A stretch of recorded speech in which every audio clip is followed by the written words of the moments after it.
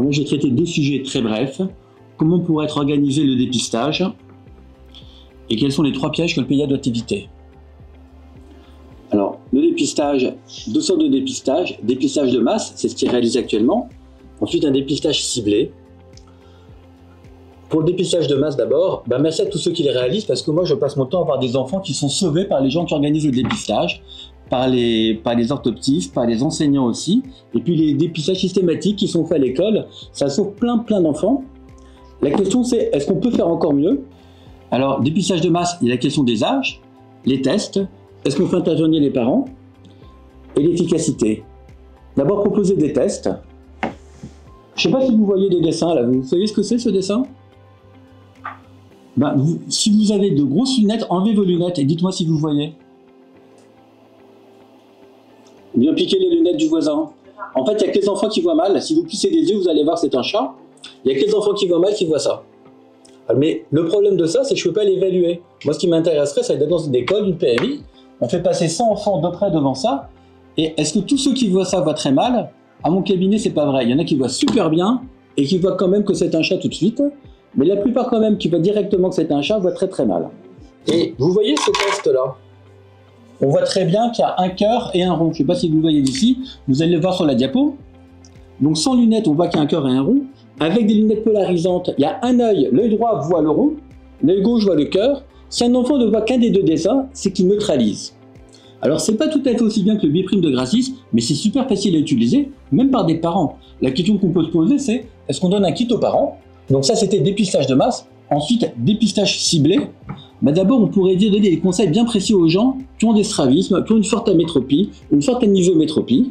Leur expliquer, comme a dit tout à l'heure Elisabeth, que le bébé va apprendre à voir.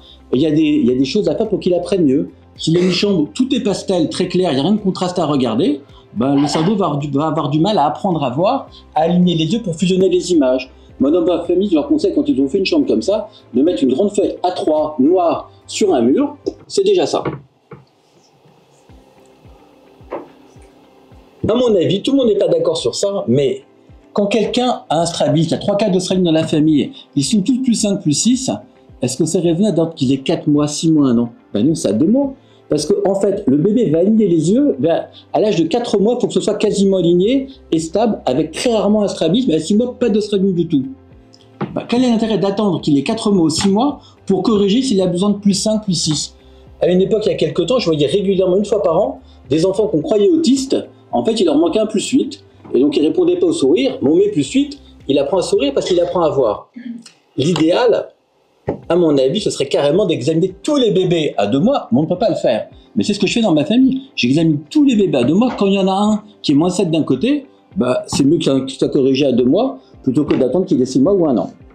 Changeons de sujet, les 3 pièges que le pédiatre doit éviter.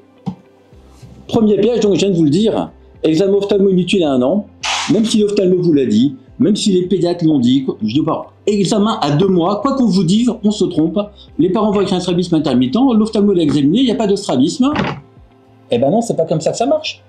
Strabisme intermittent, si l'ophtalmo ne voit pas le strabisme, peut-être qu'il ne l'a pas vu au bon moment. Donc pas de photo, pas de diagnostic.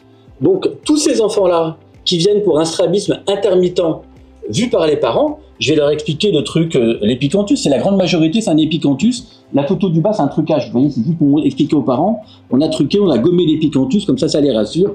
Quand le nez va grandir, ça va disparaître. On leur explique le truc des petits reflets. Ça, c'est encore un épicanthus. Les reflets se centrés des 2 côtés. Ce que vous montrez d'Isabella tout à l'heure. Là, le reflet est vraiment décentré sur l'œil gauche. C'est un vrai strabisme. Et puis donc, il y a des enfants, je le vois en consultation, il est bien droit. Les parents m'envoient des photos, il est bien droit. Et pouf, à part moi, il y a un vrai strabisme. Pourtant, à l'écran, même en le fatiguant, même en refaisant un coup d'écran en fin de consultation, il n'y avait rien. Donc, y compris sur le plan médico-légal, vous responsabilisez les parents. Pas de photos, je ne peux pas faire le diagnostic, mais je vous avais bien écrit. Et enfin, il y a un piège que tous les pédiatres connaissent, 10 dixièmes, tout va bien. Parce que l'enfant peut être très hypermétrope et avoir quand même 10 dixièmes. Mais ce qui est moins bien répondu, qu'il faut bien avoir à l'esprit, c'est que 10 dixièmes des 2 côtés et pas d'hypermétropie, ça ne veut toujours pas dire que tout va bien. Parce qu'il y a plein d'enfants, à peu près 1 par classe, environ 3% des enfants, qui ont des troubles neurovisuels. On leur demande de décrire ce type d'image. Pour l'avion, ils vont dire un doigt. Pour la tortue, ils peuvent dire un ver de terre parce qu'ils n'ont pas vu le reste de la carapace, ils ont une simultanéosie. Donc il y a toute une batterie de tests. Je vous donne un exemple parce qu'il est facile à montrer à l'écran. On saurait faire une vidéo, ça prendrait beaucoup de temps. Ils peuvent aussi dire un dentier. Donc ce sont des tests, ils peuvent dire une pelle pour le ver.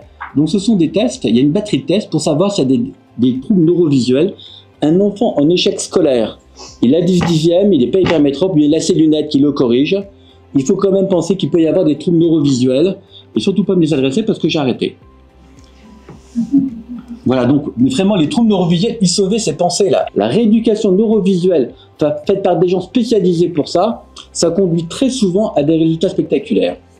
Bon, il y a encore plein de choses à raconter, mais voilà. Par exemple, sur les patchs, il vaudrait mieux mettre des pénalisations, donc des verres faux, que mettre des patchs à des enfants qui parfois ont un patch 2 heures par jour depuis 2 ans. Dans 90%, on peut remplacer ça. Il y a encore plein de choses à dire, mais c'est fini. Merci beaucoup.